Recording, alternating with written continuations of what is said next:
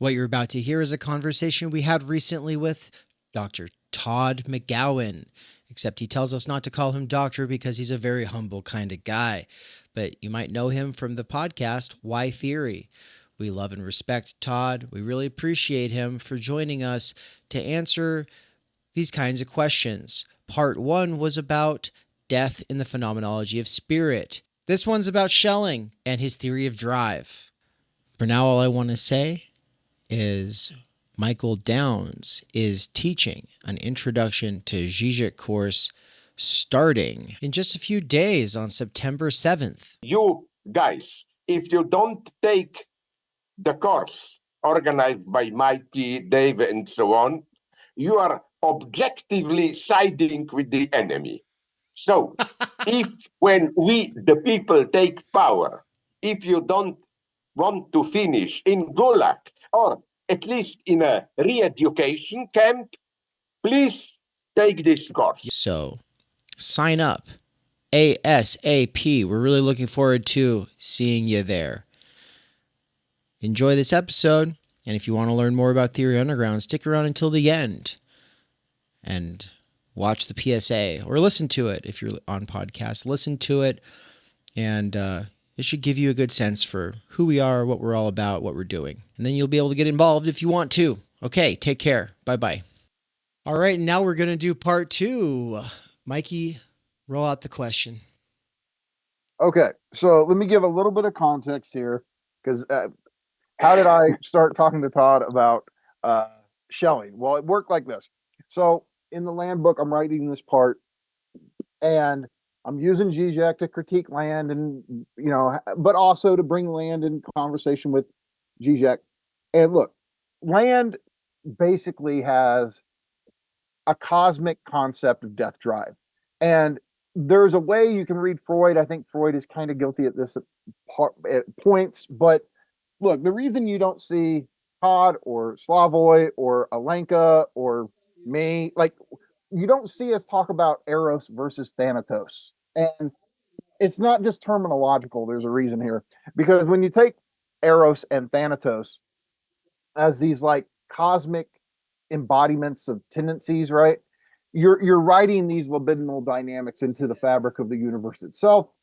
And we're not going to view like, not all is not Eros, all is not Thanatos. And so we view, all of us in this line of thought basically view death drive as something that's the way that we actually talk about it, not metaphorically or anything. Oh, it just means destabilizing yourself or no. Like, in its strict sense, death drive is something human beings have. You could say it's part of our, if we want to talk about ontological essence or the truth of our being, if we want to talk like that, then death drive is a part of it. And so in that sense, animals don't have death drive, planets don't have death drive, matter doesn't have death drive. And when you start talking about Thanatos, you project this idea of death drive onto the universe. And so Land has no problem with this. He views entropy and the way energy works and the way matter, he understands there's convergent waves and divergent waves and cyber positive feedback loops and all of this is he's going to rework into his own concept of death drive, which essentially boils down to cosmologization of death drive. Okay, so I provide the quotes, I show Land doing this stuff, and then I bring in Žižek where he's just talking about how he fully rejects any cosmological rendering of death drive. Now here's the issue, and this is where I'm like, okay, what do? I got to call Todd on this one. Here's the problem. So on the one hand, Slavoj saying death drive is only about humans, do not turn it into a cosmic principle. But then in his work on Schelling, the thing about Schelling he likes so much is what Schelling refers to as the rotary motion of the drives. And for Schelling, these drives are basically, if we go back to pre-Socratic philosophy, where the pre-Socratics are searching for the fundamental principle, the archai, right? The absolute principle, right? What for Thales, it's water. For Heraclitus, it's fire. For Anaximander, it's the indefinite or theopiron. Okay. For Schelling, he acts like there's just the void, and then there's the fundamental principle through which all beings emerge are the rotary motion of the drives. Now, here's the issue. Slavoj at points kind of connects the rotary motion of the drive to OJR and drive, and I'm going, but wait, you just said death drive is only about us. Now you've got these metaphysical drives that you're getting from Schelling. We can't use our libidinal drives as cosmic principles. So on the one hand, Slavoj has the metaphysical drives of Schelling that apply to everything, and he's got the libidinal drives of Lacan that only apply to us. But then he sees them as some kind of relation or homologous. And I'm sitting there going, well, is Slavoj somewhat guilty of turning the drives into cosmic principles via Schelling? And so that's why I call Todd. And basically, I guess before we get into that, that's almost a preface. The question is, I think maybe we start, Todd, who was Schelling? Why is he important? What's he thinking about with these rotary motions of the drives? And let's just start with Schelling. Okay, so number one, Freud never uses the term thanatos. I think people should know that, right? It's a very important thing, right? He does use the term eros. He never once says thanatos. He says death drive always. Todesstrieb, right? Like not death instinct. He never uses the term instinct. I mean, he uses the term instinct, but not to apply to that. Schelling. So Schelling was this is kind of amazing. So Schelling was the roommate at the Tübingen seminary of Friedrich Hölderlin and Hegel. So these are three roommates. Schelling was 5 years younger than the other two. So he went to the seminary at about 16, 17,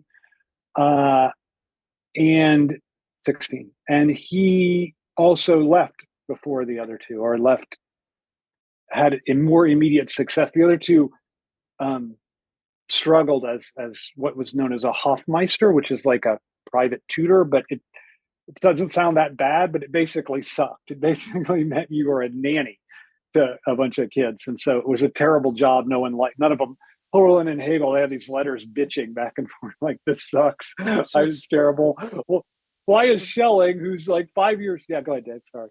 Oh, I just wanted to say, so it's like modern teaching. Okay, cool. Yeah. It's just like modern teaching. That's really funny. And so they're like, they're not actually upset. But Schelling, who's 5 years younger, so Fichte gets booted from the University of Jena in what was known as the atheism controversy. So he got suspected of being an atheist, and that at the time was enough to get you fired. He got fired. Schelling took up his position at age 20. So it's 1795. He's 20 years old, professor at the University of Jena, and starts to write. And he publishes his System of Transcendental Idealism, which is his real early systematic work at age 25 in 1800. And then he basically publishes a book a year up until, and this is so before I get to that, Schelling ended up getting Hegel on at the University of Jena as basically a lecturer, so someone paid per class. And they started this critical journal of philosophy together, but Schelling was always the top guy, and Hegel was and in fact, Hegel's first book is the difference between Fichte's and Schelling's systems of philosophy, and it's completely Schellingian. It's like there's a critique of Fichte, there's no critique of Schelling. It's just Hegel going, Schelling, you're great. And so it's very interesting. And so then Schelling goes on, he leaves Jena, Hegel's at Jena until Napoleon invades, and then the university is destroyed by Napoleon's army, but Hegel's still rooting them on because he thinks they're universality against German provincialism. Schelling moves on, gets another job somewhere, and keeps writing books, writes books year after year after year. And then there's a little interesting tidbit. Hegel writes Phenomenology in 1807, sends it immediately, gets his author copies, sends one to Schelling because he's their best friends, very close friends. And Schelling doesn't get to it. And Hegel writes him a letter 6 months later. He's like, what'd you think of it? And then he has this great moment where he says, if you like one or two paragraphs, it will mean more to me than if anyone else likes the whole thing. So it's like this incredible compliment to Schelling, and Schelling's like, sorry, I just haven't got to it. I'll try to get to it. And then about a couple months later, Schelling does, they have another exchange, and Schelling goes, I didn't really take kindly to your attack on me in this thing. I think it's, so he read it as an attack on Schelling, and Hegel did not. There's a very famous part in the preface to Phenomenology where Hegel says to believe in, basically his point is to think that we can have an intuition of ideas is to have, or to think that we can have access to the absolute without going through the systematic development of the dialectic, is to believe to be stuck in a night in which all cows are black. And Schelling thought that was a jibe at himself, and so he never. But they didn't. He wasn't really that pissed, and they kept on in touch. And it's really in 1818 Hegel's becomes the most famous philosopher in Germany, and Schelling's star has fallen, and that's caused this incredible split. And here's why Schelling's star fell. So he writes writes these books like Bruno, Clara, Philosophy of Nature. Schelling is more interested in aesthetics and philosophy of nature than any of the other German idealists. So he thinks that aesthetics, so art, plays a key role in this developing of the philosophical system in a way that none of the other thinkers would. So there's things about him that are original to this day, right?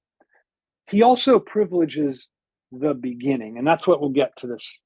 This gets right to what you're talking about, this drives question.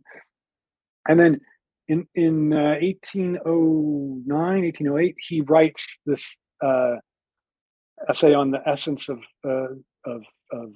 the essence of freedom essay, right?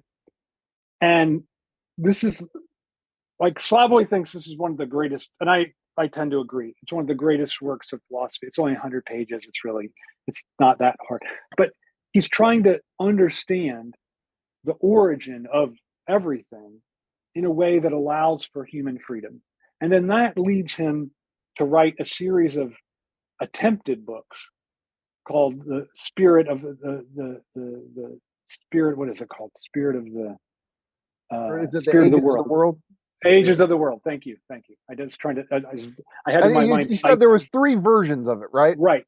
The Zeitalter, the Ages of the World. Right. So the version 2 is translated in a book that Slavoj put out with his essay, The Abyss of Freedom, and you can get it. I think it's published by Michigan. You can get them together. And then the 3rd version was published by SUNY, and I think both versions have their. The first version is only in German; you can't get it in English. But all 3 versions, I think, have their virtues. But this kind of ends up being the end point for his. He doesn't ever publish Ages of the World or Zeitalter, and it ends up kind of derailing his entire philosophical career up until he was asked by the Kaiser after 10 years after Hegel died to come to the University of Berlin and destroy Hegel's influence that he still had over the philosophical world. And then Schelling lectured to Engels, Bakunin, and Kierkegaard at the University of Berlin and sort of shaped their understanding or misunderstanding of Hegel. So that's kind of interesting. But to get to the essay on human freedom and the Zeitalter, the Ages of the World, in both, it's the rotary motion that you talked about is only in the Age of the World, but in both, he's trying to think like, if we think about a world that seems to be governed by necessity, like a world either created by God or created by whatever, Big Bang, whatever. He didn't have a concept of Big Bang, but it doesn't really matter. How can you think freedom out of that, right? Where's the space for freedom? And so this idea of the rotary motions of the drives, he thought there's something that comes before God, which is this incessant kind of movement that doesn't have a goal, that's just turning around and around and around, and God kind of spins out of it, right? And so because that's the ground of God, there's the possibility for freedom. So if God isn't its own ground, but has a ground external to it, then how God shapes the world is always has this core that is other to God and is always going to be manifesting itself in what God creates. And so that's how he then, and this is where Hegel and Schelling are close, because this is how Schelling thinks there's contradiction throughout the necessity of the world, and it's through that contradiction that freedom becomes a possibility. Right. And there's so quotes where he's talking about contradiction. There's quotes you really love on that, right? it's great. It's great. I mean, look, he's an amazing thinker, but you could you can see why Heidegger loved Schelling much more than Hegel, and it's kind of evident why, right? Because Schelling is a thinker also of the beginning. It comes back to what I was saying before, like Schelling wants to think the beginning, like he wants to think like being without beings in a way, like that's kind of what this rotary motion of the drives is for him, and so I think that's what Heidegger was drawn to in Schelling. And So- just to check really go quick, there's the essay on freedom, the ages of the world, and what was the main one, the 100-page one, the one you said was so great? It's Essence of Human Freedom is the name of it. Okay. And Heidegger has, it's translated to English. Heidegger has a whole seminar devoted to that. It's kind of interesting. And we should Nice. say, I mean, this thing with Schelling, I mean, there's a lot of philosophical connections here. So Slavoj also wrote an entire book on Schelling called The Indivisible Remainder. And then one of Land's most famous students, who became very important in the speculative realist movement, Ian Hamilton Grant, wrote Philosophies of Nature after Schelling. So yeah, Schelling is this guy, like he seems to be, he doesn't have the spotlight in theory circles that Hegel or Deleuze or Lacan have. And or yet, Connor Fichte, like he's sort of the forgotten German idealist, right? Mhm. Yeah, and you know, so I guess here's my thing, Todd. When because I went and read parts of Ages of the World, and I guess like if we had Schelling here, I would want to say to him like, okay, this whole idea of trying to tell me what was before God, before the universe and then before God, I just feel like this is the most wild form of metaphysical speculation.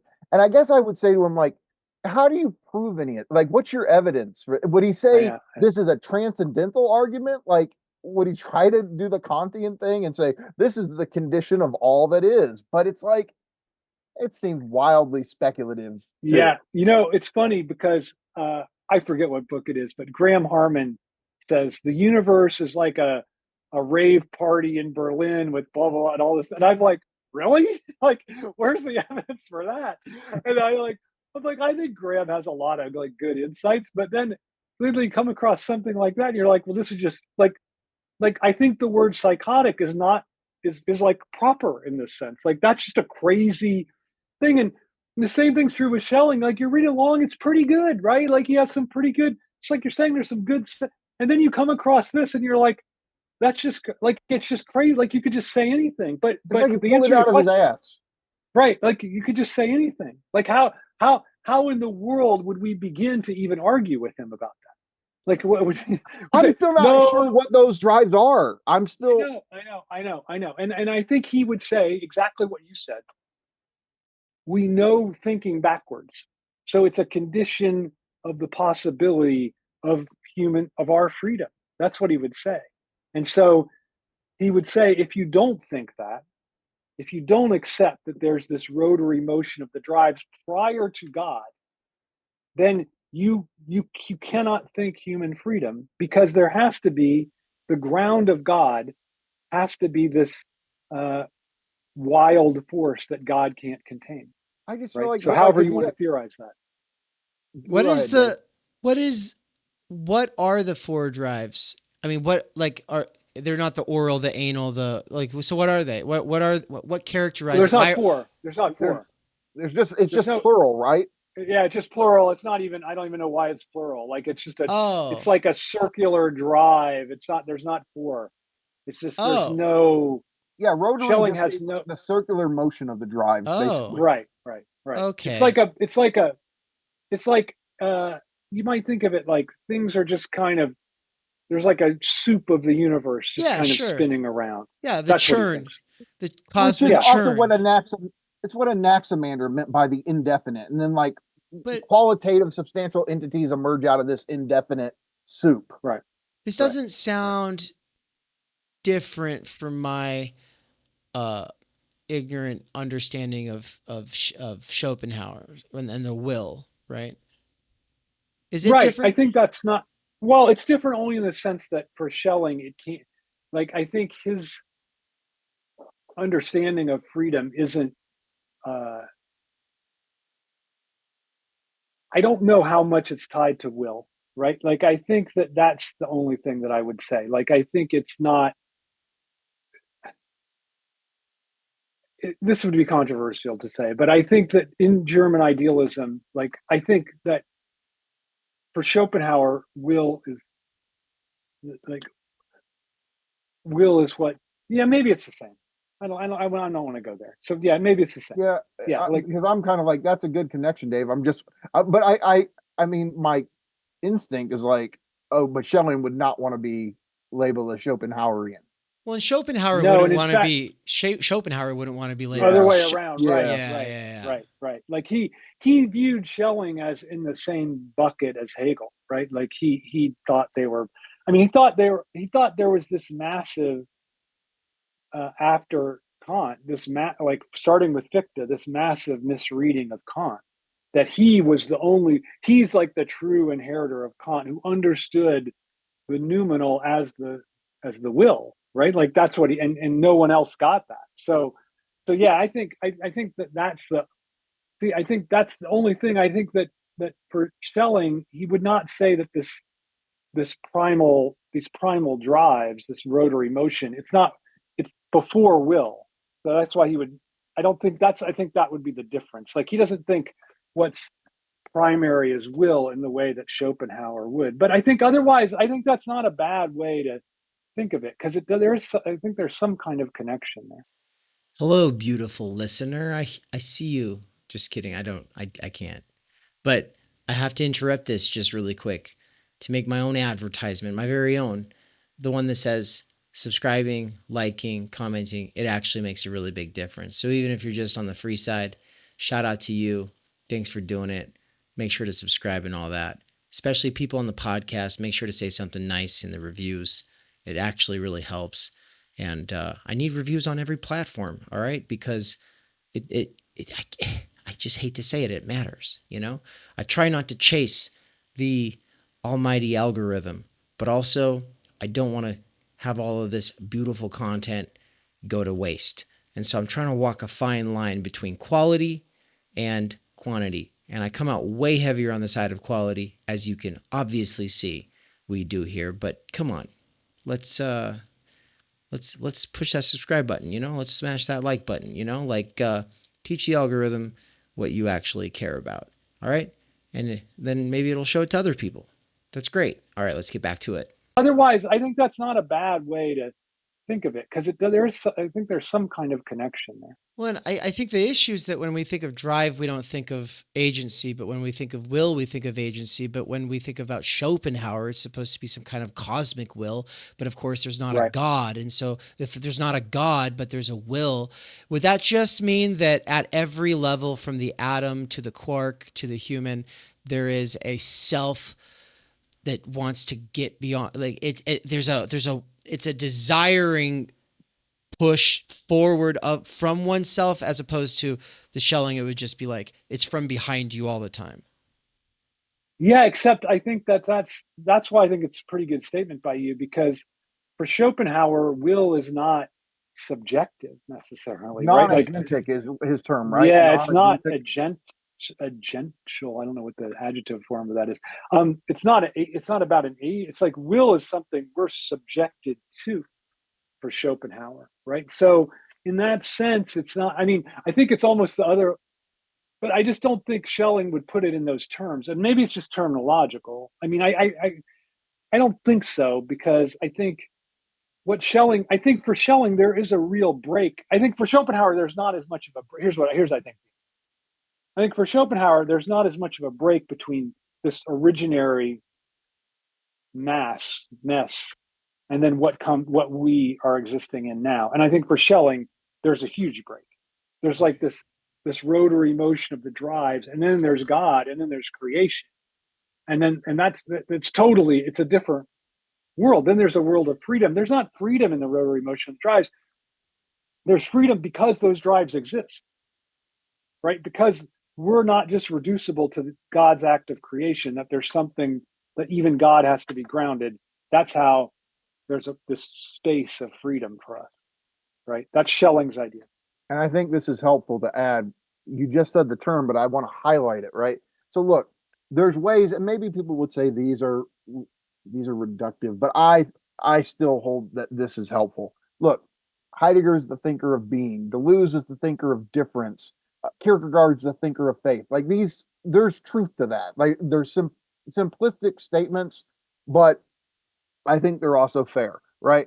Schelling is this thinker of ground or grounding. He's trying to find not a groundless ground, but a grounded ground, like an absolute metaphysical ground. And would you say, like, is that true for his whole trajectory? Absolutely. That's Okay. absolutely right. So that Which makes sense. Hegel disdains, right? Hegel doesn't care about ground, because he thinks ground is ultimately, just like you used the term, Mikey. Ground is ultimately groundless for Hegel.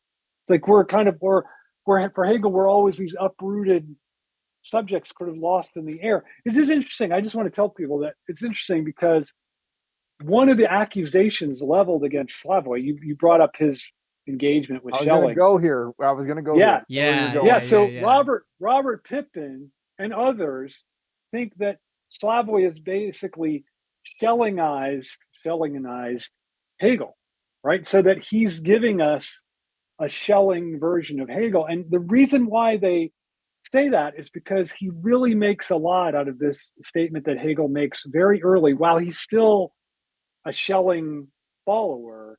He says the subject is this night of the world, right? It's a very and he only says it in a notebook or in a little piece of writing that wasn't even published. So he's not, but Slavoj makes a huge deal. He always goes back to this night of the world. Always night of the world, right? And this is it night or night? It's like nighttime with an N, like nighttime.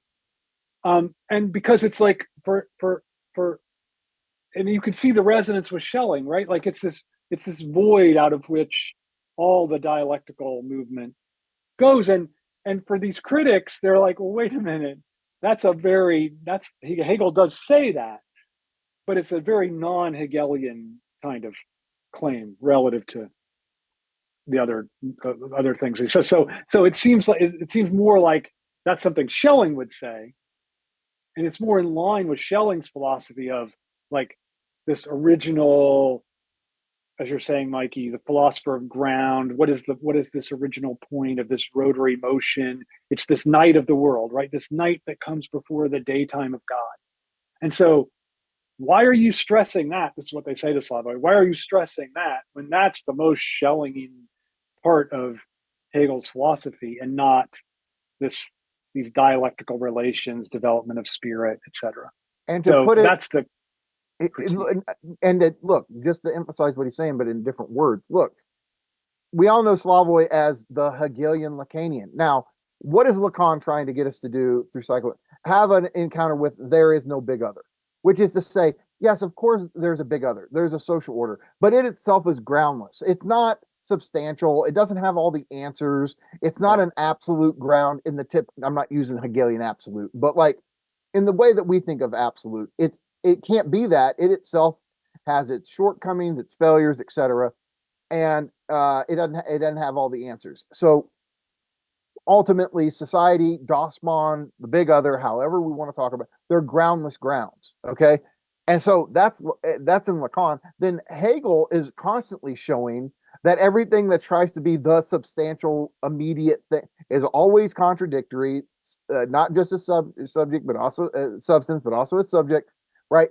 So the weird thing is both Hegel and Lacan, this is how you connect them, is that both of them in their own way, to use Slavoj's term, are doing metaphysics or ontologies of incompleteness or contradictory incompleteness. Yeah. And the weird thing is, out of nowhere, it's like, but then Slavoj goes to Schelling to find this absolute ground in the rotary motion of the drives, and it seems to be completely at odds with his Hegelian Lacanianism. And Todd, you've told me, like, Slavoj has told you, like, no, on this point of thinking there's an absolute principle, I'm more with Schelling than Hegel. He did say that. Yeah. And it's interesting because I said, it's odd that you're making this claim, right? Like, it's a very non-Hegelian claim. And he said, well, I'm a little divided. Like, on this is the one point at which I'm more on Schelling's side than on Hegel's side. So it's not I think that in a certain way, I think most of Pippin's critiques of Slavoj are wrong, but I think this one, I don't think he's wrong. Like he does have this soft spot for Schelling that other Hegelian thinkers don't have. So doesn't Adrian Johnston? I think it's Adrian's. Yeah, it's in that Žižek, whatever that stupid title is. Žižek replies, responds, whatever it is. Yeah. But Adrian's essay is very good, and it addresses this very question. So I guess, I mean, but for you, you would say, like, look, if we're going to read Schelling and for something that's really important and maybe has a lasting, a legacy, it's the stuff on human freedom, right? Yeah, I absolutely. I think it's an amazing book, and it has less of the crazy statements than the Ages of the World, because still has some, like, you're still reading it, you're like, wait a minute, that's kind of like, how can you, because he's still talking about what comes prior to God, and you're like, okay, I guess, but I don't know, it seems a little, I don't know, when people start talking about that way, it gets me a little. It's a weird cycle. Did he displace his own groundlessness into these positing these ultimate clearly grounds? I mean, that's what Hegel would say, right? It's interesting that Hegel never, even when he became Hegel, he never was ever critical of Schelling, right? He never criticized. It's a complete one-way street. Let me ask you that, like, with these post-Kantian German idealist thinkers, I mean, with Schelling, like, in his system of transcendental idealism, I mean, how much do they remain? Does he remain Kantian? I mean, would he still say, like, hey, look, space and time are pure intuitions and causality is a pure category? Would he buy all that, or would he have issues? Yeah, I think that in that way, I think, yeah. I mean, I think, like, I think that we tend to, and this is a point that Robert Pippin makes, and this is what made Robert Pippin. He wrote this great book called Hegel's Idealism in the mid '80s, and he's like, look, they're just like he says, we didn't grasp the extent to which these post-Kantians are Kantian. They're post-Kantian, and I think that that's really true of all of them. Like, they're really thinking in that Kantian breakthrough. I mean, it's incredible the effect it had on them at the seminary. All three of them, they were just like, the reading of Kant was like all of a sudden the scales fell from their eyes. They all thought this is just an incredible breakthrough. So, and I think, I think there are times, obviously, which they break from Kant, in more or less. I mean, Fichte thought he's just working out Kant's system in the way Kant didn't do himself. But which is what Schopenhauer thought, right? Yeah, Schopenhauer thought that too. But Hegel and Schelling didn't think that. They thought they were breaking from Kant. But they still were in that tradition, for sure. That's why I think it's fair to talk about the German idealists as a foursome. Mm-hmm.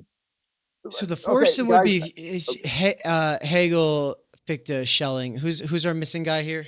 Kant. Oh, Kant. Okay. Isn't there another name that people often string together? Another S. Well, Friedrich Hölderlin would be the other. He was there. Schleiermacher would not be part of it. I think it's Schiller. No, it's Schiller. That's who I was reaching for. I was reaching for him. But Schiller is not a German idealist. Schiller is a poet, basically. Okay. Like, Schiller's not. Who wrote on aesthetics? He wrote the letters on aesthetic education, which is pretty well known. But Hölderlin was a poet, but also wrote some speculative stuff, and then he went crazy very young, and so much to the and really it traumatized Hegel very much. Like he was spent most of his life in institutions. Oh no. Yeah. Okay. Okay. And so I just wanted to double check that. And I also have a quick little, so speculative realism, it's kind of been this thing in the last 15 years, especially, in some way it comes out of the libidinal materialism, I think, of the CCRU. Correct me if I'm wrong on that, but am I right in saying that it seems like German idealism and speculative realism are both sort of a rebellion against the container that Kant establishes, right? Like we can't think outside this. We cannot think. We have this machinery, this filter, this factory of the mind. The speculative realists would say, no, all of the German idealists are caught up in correlationism. They think that, right. They all think they're too Kantian, right? So they think Hegel's still a Kantian. They think Schelling is still a Kant, in the sense that they're right. Mikey, but that's not the right. question. But that's not the question. The question's not what the speculative realists think about anything. It's can we characterize both as rebellions against Kant? Yeah, I don't think that's wrong, Dave. I think that's right. Like, I think it's not true probably of Fichte, but I think it's definitely true of Schelling and Hegel, that because they want to say, like, Hegel's famous line about the thing in itself is, you can't, like, once you're to know a limit, like the limit is Kant's limiting knowledge, right? Hegel says to know a limit is already to be beyond the limit. And so he thinks when Kant's talking about the thing in itself as this thing that we can't know, he's already knowing it. So that's contradictory. So yeah, I think the answer to your question is yeah, but the caveat with German idealists contra speculative realists or object-oriented ontologists, whatever, is that they want to say there's no epistemological problem whatsoever, right? Like there's no problem of the subject, because subject is just another object for them. I mean, they're all very insistent. Not universally. I think Ray Brassier, I don't even know if he would call himself one of them anymore, but certainly Graham Harman would say something like that. Okay. And for Hegel, it's only through what Kant discovers that we can actually discover and speculate about how things are in themselves, right? So that's totally different, right? It's like one thinks, oh, we don't have to worry about the problem of the subject, let's just discard that. The other says, no, by thinking through the problem of the subject, we can actually break out of this, what you call like container box of like all we know is appearances, right? Like Hegel thinks, no, we can know beyond appearances because of subjectivity, and if we examine how subjectivity works, then we see how things are, right? That's what he thought. And like, again, speculative realism or object theory, it doesn't think that. It thinks like, okay, we're just another object, right? Subjectivity is not a special problem for them. Yeah. Okay. I don't mean to roll my eyes, but it's No, you guys must be so tired. I don't. No, I'm not rolling my eyes at what you said. I'm rolling my eyes at the idea that the human's just an object, and it's like I just haven't seen anyone who thinks that say anything that really tracks with anything important in life. But whatever. Well, I it's interesting because I like Graham Harman quite a bit. We've had a whole discussion, and he's a very nice guy. But it's impossible really to have and he would say the same thing about me. Like we talked for, I don't know, 2.5, I don't know, it was a long time, 2.5 hours. And it basically, we never had a point where, except when we were talking about thinkers and, like they think this, they think that. We never had a point where one of us would say something and the other person would go, oh, I see how it would be like, you guys are in a Leotardian different. You just cannot. Right. I was thinking it was like Musk and Trump trying to talk with each other. They just couldn't do it. Right. They tried. They wanted to agree. They just couldn't do it. They didn't even know the terms of which they could agree. Yeah. Sorry. I just want to say I have two things to ask Todd before we go, but they're quick little things. They're not like a big topic. So if you guys have anything to add or say about Schelling or whatever, take it away. Okay. I'll just say this. I wanted to check in on the chat. I wanted to say we're at 113 likes. I know everybody in Europe has gone to bed at this point, except for the handful of you who are pushing the limits of your bedtime rebellion. Do yourselves a favor and go ahead and go to sleep. Don't worry about it. You can always catch up in the morning. But if you are going to stick around, I do want to encourage everybody to stick around for past when we say goodbye to Todd. And Todd, I hope you can stay for at least an extra 30 seconds after we say goodbye to everybody. Just want to say something to you really quick. Everybody, I hope that you'll be able to go in this raid where I take the audience and I put you all into the premiere for a 6-minute video. If you do that, if you like it, if you comment on it, and if I need your email or whatever, you email hello.theoryunderground@gmail.com. You'll get special access to a couple of seminars you wouldn't have had access to otherwise. And I'm doing this because I need that video to replace the other one that is basically the channel trailer, right? And it's got the news about Mikey's seminar. And I just want to highlight that Mikey's, famous 20-year seminar starts. I'm just kidding. It's not 20 years, but yes, it starts this Saturday at 5 p.m. Eastern time. And we're really excited about that. And so it's going to tell you a little bit about it. So stick around a little bit longer than this stream goes. That's all I wanted to say about that. You've made me want to read Schelling. I didn't know anyone was going to be able to do that. You already, Todd, were beating down the door of my obstinate, I don't want to go there kind of feeling that I've had in the piece that you gave us for Underground Theory, which is just amazing. Oh, yeah. So thank you. Yeah, you're getting me into German idealism. You make me actually want to go into Fichte and Schelling. And it's amazing because I've heard a lot of people talk about them for like 10 years. And it's just like, it's like the Peanuts adults. And I'm like, why do people care? I could never really figure it out. So thank you. This is awesome. Nance, you got anything? Sure. I think previously I had been taking shortcuts, like when Mikey and we had talked about this rotary motion of the drives, and like I was trying to conceptualize it, and I don't know what I was doing, but like for some reason I was thinking like Lucretius, and I was thinking like that type of emotion, but really kind of coming and saying no, Schelling at least thinks he's doing like this is it. Everything else kind of follows from this rotary motion of the drive. I don't really know. It's interesting. Because I think I was taking it like Schelling's drive is part of our world, but it seems to be the case that Schelling, no, our world is a part of the consequences of the drive. I don't know. That's hard to think about. It's hard to really wrap my head around. Yeah, no, I think that's absolutely right. I mean, that's the perfect way to put it. And I think it is hard to think about because the question is like, how do you get to that speculating about that point? And I think ultimately it's a Kantian, Mikey suggested this, it's a Kantian, there's a Kantian answer. That is like when Kant wants to prove something, how things got to be the way they are, Kant says, well, okay, what are we doing now? And if we're doing that now, what has to be the condition that makes that possible, right? And so that's what Schelling is doing. He's saying, okay, we're doing a certain thing now. Well, there can't just be God.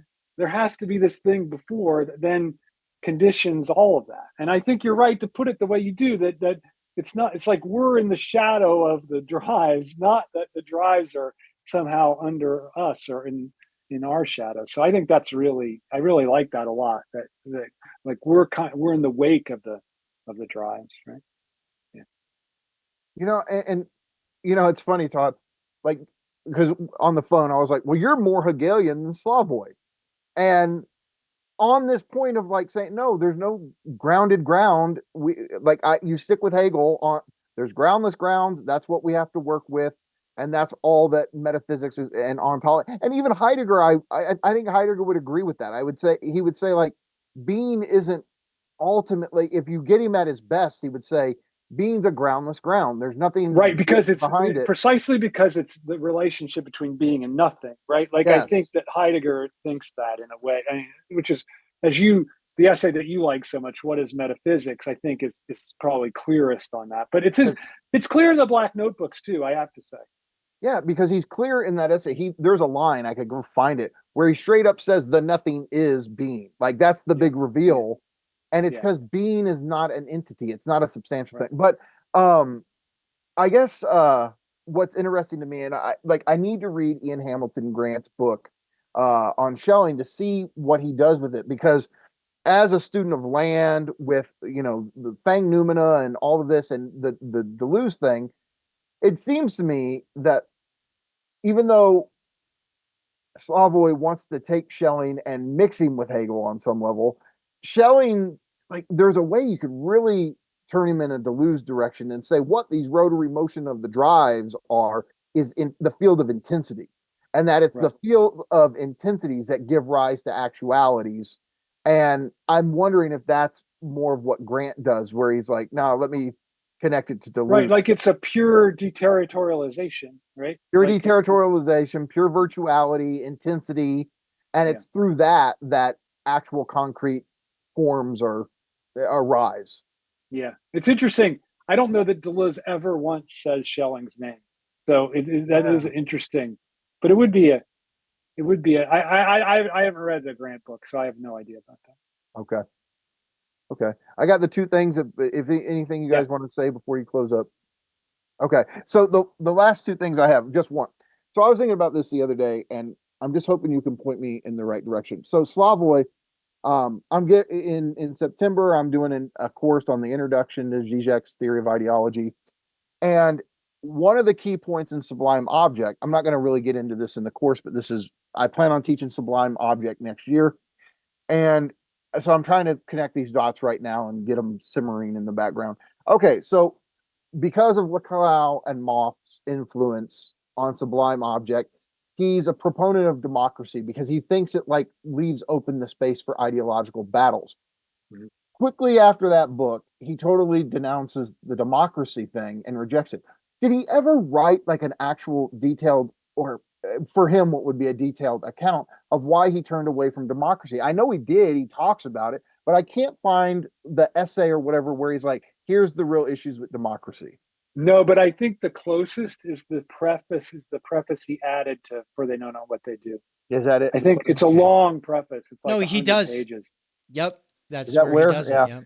Yep. Okay. Am I right about that?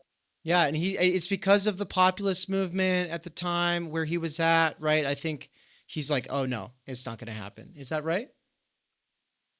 Right. I think that he also,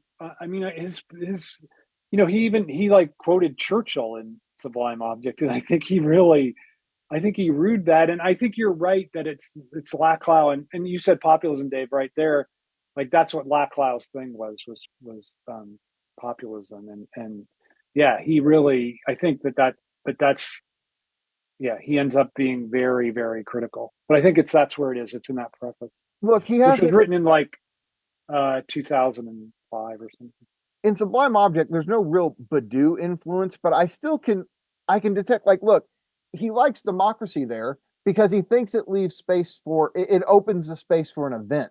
Like there's something, there's always an evental potential in democracy. And I think after that, after something triggered in him, like, oh, democracy is not, it forecloses the possibility of a radical event opposed to providing space for it to occur. Right. And I think it's about the question of the people, right? Like this idea that like the people, like we like trust the people or something like that. I think that concept of the people, he became much more skeptical about and began to think that the people functioned for Laclau and Mouffe as a kind of ersatz big other, right? And that's what he was trying to, when he becomes critical of democracy, that's exactly what he's going to be critical of, this idea of the people trusting. That's where he discovers the big other in their thought. Okay. Right. The unbarred big other. Okay. And then the other thing I just want to say in closing is that on your most recent episode of Why Theory, you and Ryan went into something, and I think I knew this years ago. I'm talking like 10 years, and then I just forgot it. And you got this part in Freud's new introductory lectures on psychoanalysis. Nance, Dave, there's the last 6-7 pages. I want to do an exegesis with you guys on this. Freud spends 6 or 7 pages talking about Marx and Marxism. And I forgot that there's this little fragment where Freud himself gives his thoughts on Marx. And the way that you guys were talking about it, I'm like, oh, this is great. I'm so glad we have this of Freud, And I just, could you like say, like, what do you think of that? Yeah, no, I think it's amazing, right? Like he says a couple things. He's like, look, anybody that grew up in the kind of economic situation that I did can't help but think that Marxism is the promise of a better future because it looks at the economic conditions and measures them and tries to address them. And so he's in a certain way he's sanguine, but then he says, we don't have to look long at what's going on in the Soviet Union to wonder what will they do after they've eliminated their bourgeoisie, right? Like they're like the kind of, he sort of envisions the self-destruction. It's a fascinating. So it's written before the show trials, right? Because in the early 30s, it's like 32 he wrote. And he's kind of envisioning this self-destruction of the nomenclatura. So it's a really fascinating, like after they've gotten rid of their bourgeoisie, they're going to turn on themselves, which is exactly what happened, right? Like that's Slavoj likes to say, the most dangerous place to be in the Soviet Union was in the Politburo in the 1930s, right? Which is, his point is that that's what differentiates it from right wing rule. Like in the Nazi party, if you're a Nazi, there's this great joke. I think who did I hear tell it? This guy Stephen Kokken, he's a Russian historian, and the joke goes like this. So the Stalin secret police come to an apartment and they're like they break down the door. They like, you're under arrest, and the people are like, no, wait, we're not communists. The communists are upstairs. And they're like, oh, sorry. And then they go. So it's only the people in the party that are in danger, right? So that it's like, and under Nazism, could you just see like, no, wait, we're not Nazis. Like the Nazis are up there. It's unthinkable, right? Mm-hmm. So that, I think, that really kind of captures to me. I just love seeing, and Freud anticipates it.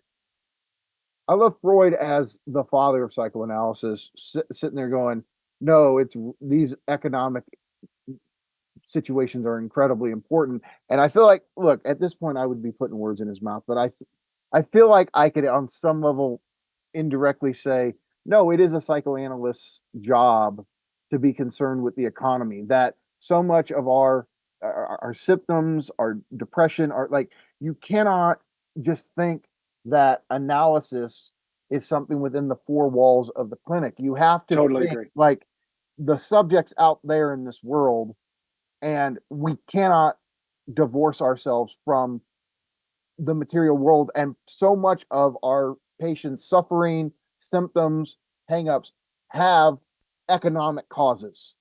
We have to at least think that. Totally agree. Yeah. Totally agree. Yeah. All right, guys. Cool. All right. Well, Nance, any closing thoughts here?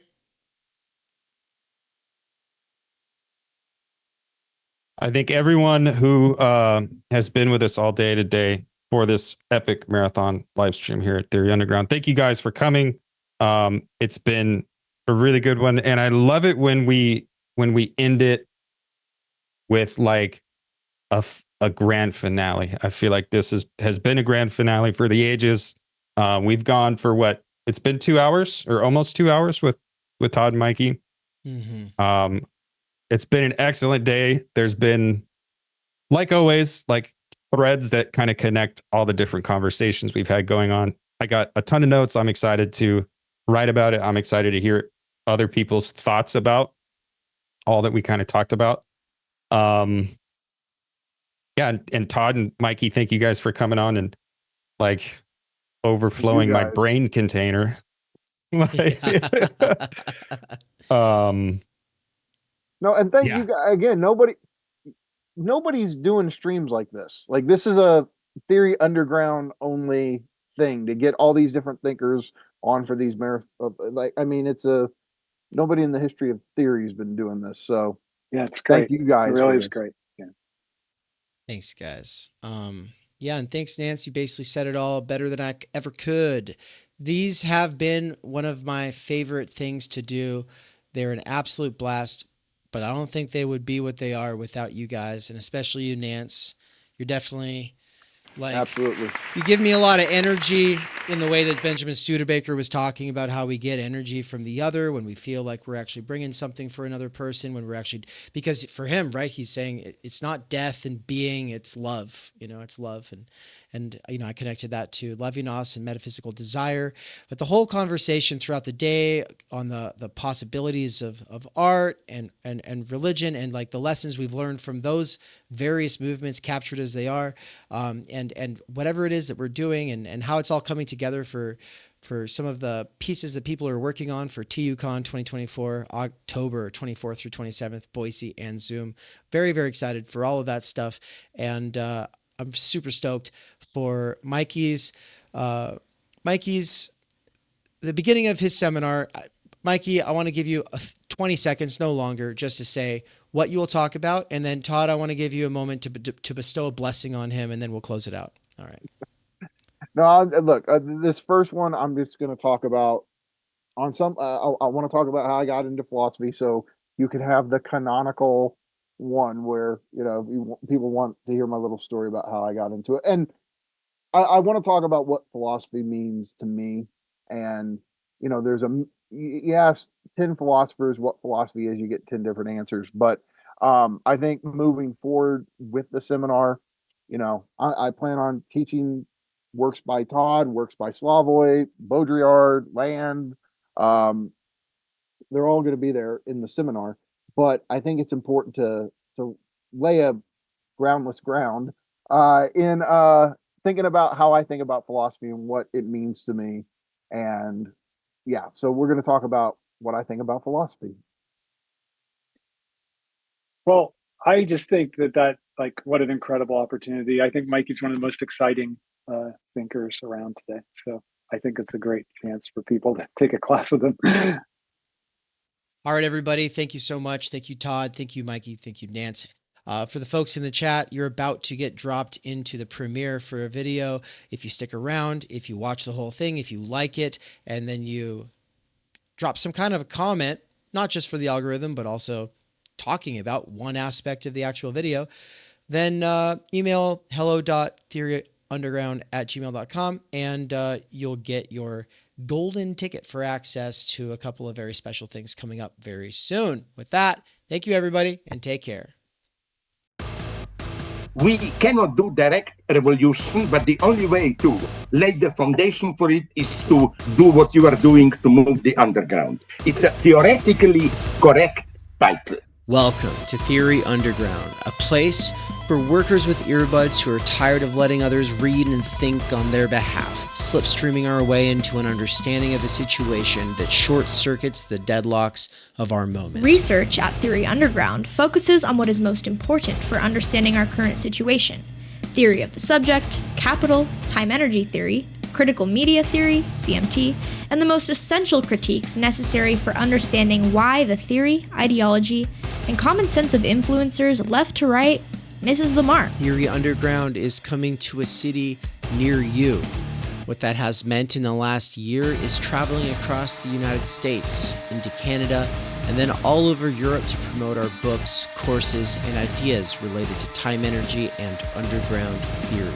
You've been reading Underground Theory. I'm a publisher and an editor. I run a review of books. Literally, it's my living. This is the best edited collection I've ever read. Okay, picture this scene. America, early 2021. An Amazon warehouse worker arises from the emerging underground theory internet scene to create spaces for untimely topics and concerns that are too often neglected or kept in isolation today. Joined by a revolving cast of underground theorists, academics, and critics, he establishes what will become Theory Underground, a teaching, research, and publishing platform by and for working class intellectuals, autodidacts, and academics who want to do more than they're able to do within the confines of academia. That warehouse worker's name is David McKerracher, and his book Timenergy is his first major contribution to the world of theory. It was recently reprinted with a foreword by none other than Slavoj Žižek, who also contributed to Theory Underground's latest book. My Bible, it's an excellent book. A collection of essays called Underground Theory. What you just heard is an excerpt from the Strange Exiles podcast, episode 23, where Bram from Strange Exiles interviewed me and Mikey. For those who don't know, Mikey is the author of the Dangerous Maybe blog. We are publishing one of his books here shortly at Theory Underground. He's also a lecturer at Theory Underground, and he's someone I've been friends and a collaborator with for over 10 years. But most importantly for you all, he's a fantastic lecturer, and it's a crime that he has to do wage labor right now. One of the long-term goals of Theory Underground has been now for a couple of years to hashtag free Mikey. That is something that I've been really pushing, but first I had to get freed from wage labor, which was achieved this year. That's right. Thanks to my monthly seminar subscribers, I was able to quit Amazon and do Theory Underground full time. Now I'm announcing the next big phase of the plan, which is the Mikey Down seminar. What monthly subscribers to the Mikey seminar are paying for is a survey of philosophy, including deep dives into Žižek, Land, Lacan, Baudrillard, Bataille, Lyotard, and ultimately the whole history of philosophy. We're trying to build like this ongoing seminar, right? And that's what I really like about this thing, where, you know, if I'm teaching a main text, that's something I got to focus on. I got to really, but the seminar thing, we can do this stuff all the time where we dive deeper into concepts, we dive deeper into certain, you know, sections of books or whatever, and we can really do this nuanced stuff.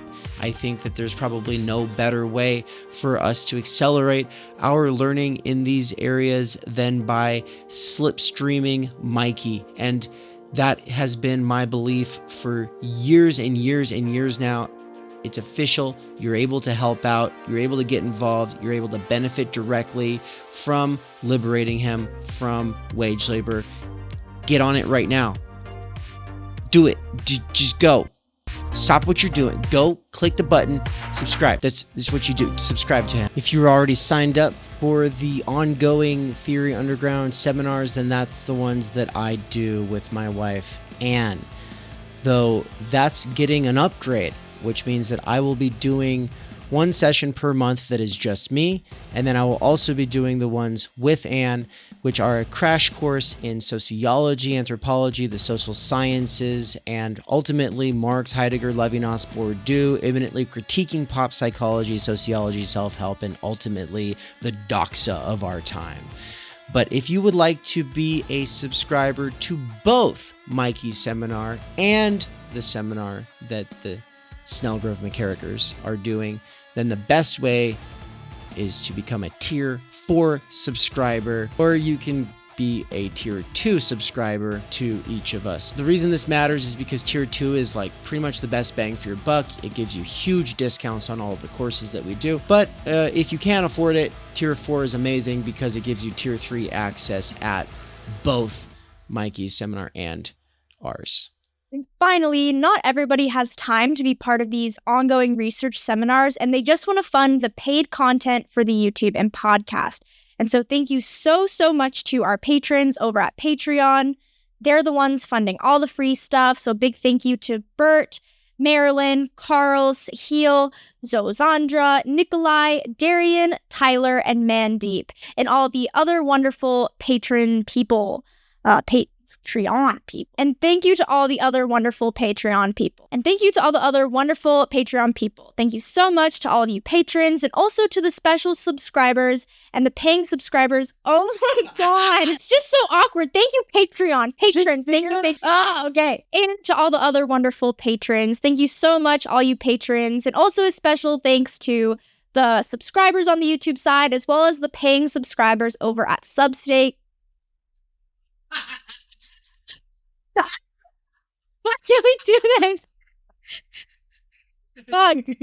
You guys, just thank you. Thank you, everyone, for making this bullshit possible. Thank you to the subscribers. You do it. You did so good. Thanks, guys.